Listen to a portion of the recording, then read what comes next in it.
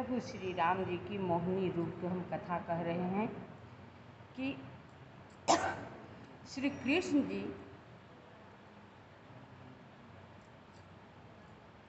जब मंथन समुद्र का हुआ, विष्णु भगवान की राय से ही किया गया था, लेकिन उसमें से 14 रत्न निकले। 14 रत्न में से एक अमृत का घड़ा निकला, जो कि अमृत का घड़ा में देव और दानव में युद्ध छिड़ गया। देवताओं से दानव जबरदस्त पड़े, उन लोगों ने छीन लिए अमृत का घड़ा। सारे देवता विष्णु भगवान के यहाँ गए, कई दानव सब ले लिए अमृत का घड़ा। अब विष्णु भगवान जी सोचने लगे कि ये देवता इसी तरह उपद्रव मचा रखे हैं, इसका उपाय हम क्या करें। उन्होंने एक सुझाव आया कि मोहिनी का रूप धारण किया। खूब सुंदर स्त्री बनी, खूब सुंदर खूबसूरत स्त्री बने, मोहिनी का रूप धारण किया। अब मोहिनी के रूप जब धारण किया तो सब उन्हें देखने लगे। दानव जो युद्ध कर रहे थे वो भी उनको खूब देखने लगे। अब युद्ध या विष अमृत सब भूल गए, उन्हीं को देखने लगे। अब सबके हृदय में यही एक भाव हो रहा था, ये मेरी स्त्री बन जाए, ये मेरा स्त्री बन जाए। सबके मन में बस यही भाव था कि इसे मैं पा जाऊं, अब मेरी भामिनी अपना बना लूं, मैं इसे पालूं, अपनी भामिनी बना लूं। उसमें से एक सूर्य भगवान थे, देखिए उनके पीछे पीछे मोहिनी के रूप में थे, जा रहे थे, उनके पीछे पीछे वो चलने लगे। यही सोच रहे थे मन ही मन कि शायद ये मेरी पुत्री हो जाए, शायद ये मेरी पुत्री हो जाए। वो पुत्री के भाव में सूर्य भगवान सोच रहे थे और देख रहे थे कि इतनी सुंदर मेरी पुत्री हो जाती। विष्णु भगवान तो खुद ही अंतर्यामी है, सबको अंदर को बात समझने वाले हैं। सभी देवता दानव की भी बात समझ लिए थे और सूर्य भगवान को हृदय का बात समझ लिए। जो अपना भामिनी बनाने के विषय में सोच रहे थे, किसी की तरफ उलट कर पीछे उन्होंने नहीं देखा। लेकिन सूर्य भगवान ही एक ऐसे सोच रहे थे कि मेरी पुत्री हो जाए। जब विष्णु भगवान के पता चला कि मुझे पुत्री के रूप में पाना चाहते हैं, पुत्री के रूप में देखना चाहते हैं, पीछे पलट कर उन्होंने देखा मुस्कुरा करके। जब मुस्कुरा करके देखा और धीरे से अपना सर हिलाया कि ऐसा ही होगा। सूर्य भगवान ऐसा कह करके चले गए इशारे में। सूर्य भगवान परेशान हो गए कि पता ना इशारे में उन्होंने क्या कहा, मेरा पुत्री कैसे बनेंगे, कब मैं उन्हें देखूंगा, कब मैं प्राप्त करूंगा। नाना प्रकार के वो कल्पना लिए प्रतिदिन सोचते रहते थे सूर्य भगवान। तो स्वप्न में विष्णु भगवान उन्हें कहा, उनसे सूर्य भगवान से, कि मुझे पाने के लिए तुम तपस्या करो, तुम्हें घोर तपस्या करनी पड़ेगी, तब तुम्हें मैं पुत्री के रूप में प्रकट होऊंगा। यह बात सूर्य भगवान को अच्छा लगा, उन्होंने स्वीकार कर लिया कि मैं तपस्या करूंगा, भले ही कितना ही न तपस्या, कितना ही न घोर तपस्या मुझे करना पड़े, मैं आपको तपस्या करूंगा, लेकिन आप मुझे पुत्री के रूप में मिले। अब सूर्य भगवान तपस्या करने लगते हैं। बहुत दिन तक बहुत घोर तपस्या किए, लेकिन बहुत दिन बीत जाने के बाद बहुत तपस्या करने के बाद कुछ अता पता न चला और परेशान हो जाते हैं सूर्य भगवान कि यूँ ही कहकर वो चले गए क्या। मैंने उनके कहने पर तपस्या भी की, इंतज़ार कर रहा हूँ कब मेरा वो पुत्री बनकर आएंगे मेरे पास। और सूर्य भगवान गिरिराज पर्वत के ऊपर जाते हैं, उनसे कहते हैं कि तुम मेरा एक काम कर दो। बोले क्या है? तुम जा कर के श्री कृष्ण भगवान से कह देना कि कोई तुम्हारा इंतज़ार कर रहा है, किसी से तुम वचन दे चुके हो कि पुत्री बनकर आऊँगा, वो तुम्हारा इंतज़ार कर रहा है। गोवर्धन जी गिरिराज पर्वत जी बोले कि ठीक है, पृथ्वी का भार उतारने के लिए अवतार लेंगे और वो भी मुझे वचन दे चुके हैं कि गोकुला में आप गोवर्धन गिरिवर पर्वत बनेंगे, जाओ बनो और मैं तुम्हारे ऊपर ही रहूँगा, रासलीला करूँगा, अपने चरण अपना रखूँगा। तो ज़रूर आएंगे, वो आएंगे तो मेरे ऊपर अवश्य आएंगे। जब आएंगे तो मैं आपके बात कह दूँगा, आप निश्चिंत हो जाइए। बहुत दिनों भगवान प्रकट होते हैं, होते तो हैं मथुरा में, लेकिन पलते हैं आप बढ़ते हैं गोकुल में। वो भी समय आया जो कि गिरिराज पर्वत जी को वचन दिए थे कि मैं जब गोकुला में अवतार लूँगा रहूँगा तो आप ही के ऊपर रासलीला किया करूँगा। देखते देखते वो भी समय आ गया, उनके ऊपर आए, पहला चरण रखे। जिस पहला दिन जब चरण रखे श्री कृष्ण भगवान गिरिराज के ऊपर, गिरिराज इतना खुश हुए, इतना खुश हुए, बहुत प्रकार से उन्होंने स्तुति की कृष्ण भगवान को।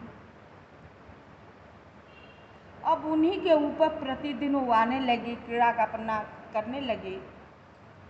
तब एक दिन अवसर पा कर के गिरिराज पर्वत जी बोले कि आप किसी को कुछ वचन दिए हैं,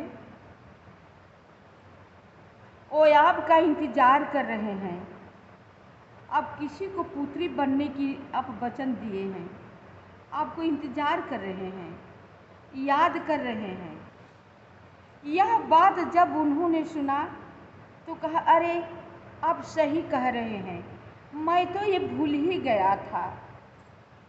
मैं वचन दिया हूँ सूर्य भगवान को कि मैं उनकी यहाँ पुत्री बनकर आऊँगा। तब गिरिराज पर्वत से कहा कि जाकर उन्हें कह देना कि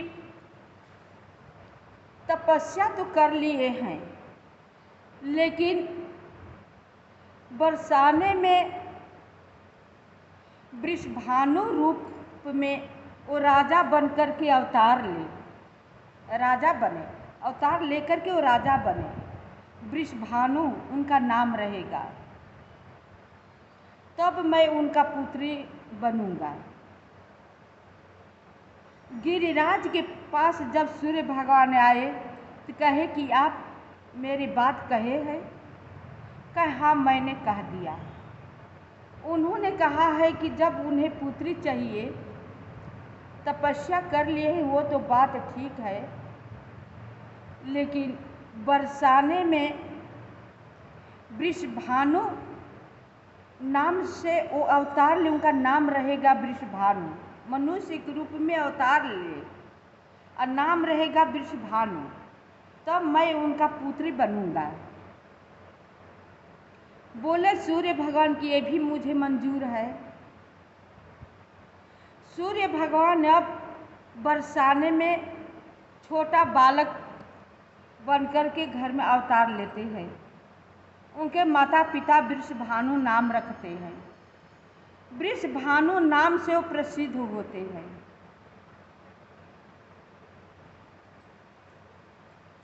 बड़े होने में पले बड़े हुए, जवान हुए, युवा अवस्था हुई, उनकी शादी हुई, लेकिन उनका तो बस वही था कि कब वो आए मेरा पुत्री बन करके। फिर गिरिराज पर्वत से उन्होंने जाकर कहा कि जो आपने कहा वो तो मैं सब कुछ कर लिया, जन्म ले लिया, बढ़ गया, मेरी शादी हो गई, पत्नी घर में आ गई, अब तो वो मेरे पुत्री बन करके आ जाए। गिरिराज पर्वत बोले, अरे प्रभु, जिसको आप वचन दिए हैं आपको बेसब्री से इंतज़ार कर रहा है। अब वो अपना शादी कर लिए हैं, धर्म पत्नी उनकी आ गई हैं, अब तो उनकी पुत्री आप बन जाइए। कहे हाँ, उस समय अभी नहीं आया था, इसलिए देर हो गया। हर काम समय से पहले नहीं होता है। अब समय आ गया है, जा करके कह देना कि निश्चिंत हो जाओ, मैं पुत्री के रूप में अवतार लूँगा।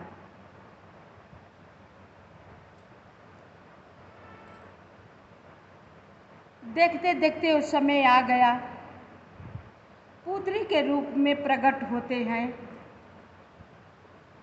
श्री कृष्ण जी।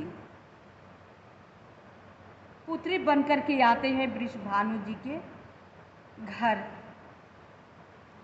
होते हैं, जब अवतार लेते हैं तो बहुत खुशियाँ होती हैं, बहुत आनंद। वृषभानु जी आनंद में होते हैं। वृषभानु जी तो सब कुछ जानते थे कि ये केवल मेरी पुत्री ही नहीं है, ये तो विष्णु भगवान का मोहिनी रूप का अंश है। जन्म तो ले लिए थे, 6 दिन हो गया, उन्होंने अपना आंखें नहीं खोल रहे थे। अब इस बात की उनकी चिंता हो गई कि इतनी कोमल, इतनी सुंदर मेरी पुत्री है, लेकिन मेरी लल्ली तो आंखें नहीं खोल रही है। मेरी लाडली अपने आंखें बंद किए हैं। जब से पैदा ली तब से इन्होंने अपना आंख बंद की है, खोल ही नहीं रही है। अब बहुत परेशान थे वृषभानु जी। ये बात नारद जी को भी पता था। नारद जी आते जाते थे, लेकिन वृषभानु जी कुछ न कहते, न अवसर मिलता था नारद जी को जाकर उनका दर्शन करने के लिए। वो तो प्रतिदिन आते थे कि युगल सरकार कृष्ण भगवान अपने मोहिनी रूप में वृषभानु जी के यहाँ अवतार लिए हैं, मैं दर्शन करूं। लेकिन उन्हें मौका ही नहीं मिलता था कि जा कर के दर्शन करे। कैसे करे, कोई कहे तब तक। एक दिन बहुत परेशान होकर घूम रहे थे वृषभानु जी। खुद नारद जी ने पूछ लिया कि आप बहुत चिंतित दिख रहे हैं, क्या बात है। बोले वृषभानु जी, क्या कहें ऋषिवर, आप तो सब कुछ जानने वाले हैं। मेरी एक घर में पुत्री हुई है, वो आँख ही नहीं खोल रही है। बहुत सुंदर है, बहुत सुकोमल है, लेकिन वो अपना 6 दिन आज हो गया, अपना आँखें नहीं खोल रही है, आँखें बंद की हैं। यही तो चाहते थे नारद भगवान। नारद जी बोले, कैसी है, चलो हम देख लेते हैं। देखे तो खोलती है आँख। वृषभानु जी ले जाकर के दिखाते हैं। नारद जी मन ही मन बहुत प्रकार से स्तुति करते हैं, बहुत इतना प्रकार से उनका स्तुति करते हैं कि धन्य है प्रभु, धन्य है आपकी लीला, धन्य है आपकी छवि। कैसी कैसी किसका किसका वचन आप रखते हैं, सबके मनोभाव आप जानते हैं, सबकी अभिलाषा पूरा करने के लिए आप क्या से क्या बन जाते हैं। आपकी लीला आप ही जाने हैं प्रभु। खूब उनकी स्तुति किए। अब बोले नारद भगवान जी वृषभानु जी से कि ऐसा करो कि आप घर से दरवाजे घर से बाहर आप हो जाइए। मैं दरवाज़ा बंद करके कोई मंत्र जप ऐसा करूँगा कि आपकी पुत्री आँख सहजता से खोल देगी। थोड़े देर के लिए वृषभानु जी का कुछ अटपटा सा लगा कि कैसा मंत्र जाप करेंगे अकेले में। लेकिन जब आदमी कोई चीज़ चाहता है ना एकदम दिल से, तो कुछ भी करने के लिए तैयार हो जाता है। यही हाल वृषभानु जी का था कि ठीक है, जैसे मेरी लल्ली आँख खोले वही ठीक है। चले गए बाहर। नारद जी अंदर दरवाज़ा बंद कर लिए। अब वो स्तुति गाते हैं, इतनी स्तुति बीड़ा करताल अपना बजा बजा करके करने लगते हैं, नाचने लगते हैं बहुत देरों तक। अब धीरे धीरे धीरे धीरे किशोरी जी के आँख खुलने लगती है। आँख खुलते खुलते उनके हाथ कोमल सा हिलने लगता है। धीरे धीरे धीरे धीरे वो बैठने की भाव में होने लगती है। बहुत देर हो चुका था। वृषभानु जी कहें कि वो तो बोल रहे थे कि मंत्र जाप करूँगा। कमरे से ताल मृदंग झांझ की आवाज़ आ रही है। वो जाकर के धीरे से खिड़की से देखते हैं। जब देखते हैं खिड़की से तो उनकी किशोरी जी जो पालने में सुलाई गई थी, वो अपने पालने को बैठ करके पकड़ करके झूल रही थी। आनंद भाव विभोर हो करके नारद जी के गान बीड़ा करताल बजने पर स्तुति कर रहे हैं, गान कर रहे हैं। नारद जी भाव विभोर में हैं और वो भी किशोरी जी भाव विभोर होकर के मग्न होकर ऐसे पकड़ करके झूल रही है पालने में और सुन रही है। ये दृश्य देख करके वृषभानु जी के बहुत आश्चर्य हुआ। आश्चर्य के साथ साथ उन्हें खुशी की सीमा न रही। बहुत खुश हुए। गए धीरे से अपनी पत्नी को ले आए बुला करके और कहा कि अरे देखो, धीरे से देखो, नारद जी ऐसा गान ताल मृदंग बजा रहे हैं कि मेरे किशोरी जी को देखो, 6 दिन के जो कि आँखें नहीं खोल रही है, वो बैठ करके पालने अपने हाथों से झुला रही हैं, अभाव विभोर में है। वृषभानु जी उनकी पत्नी जी ये दृश्य देख करके बहुत मग्न हुए। जब नारद जी के पूरा हो गया तो कहे नारद जी प्रार्थना करके कि अब आप आंखें बंद मत कीजिएगा, अब आप अपना क्रीड़ा शुरू कीजिए। वो भी समय आ गया है, क्योंकि बहुत परेशान हैं, विचलित हैं, तो ज़्यादा परेशान किसी को करना भी अच्छा नहीं है। आप तो नटखट है, परेशान करने में आपको आनंद आता है, मैं जानता हूँ आपको स्वभाव को, लेकिन ज़्यादा या परेशान मत कीजिए। इशारे में कह दिए ठीक है, हल्की मुस्कुराहट है, बोल दिए ठीक है।